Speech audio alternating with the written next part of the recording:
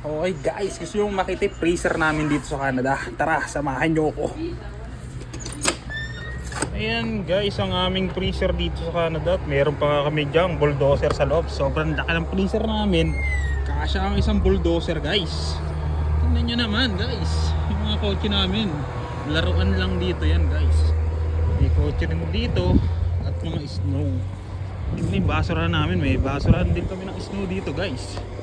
Ano naman ang aming mga kotse-kotse. Parang snow na may konting kotse lang yan guys. Kita nyo naman di ba?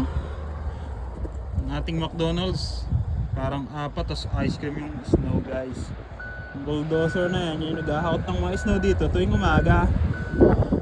Yan ang aming kapapala lang kanina, puno na naman ng snow. Yan o, kita nyo ba guys? Ibang lakas ng snow dito.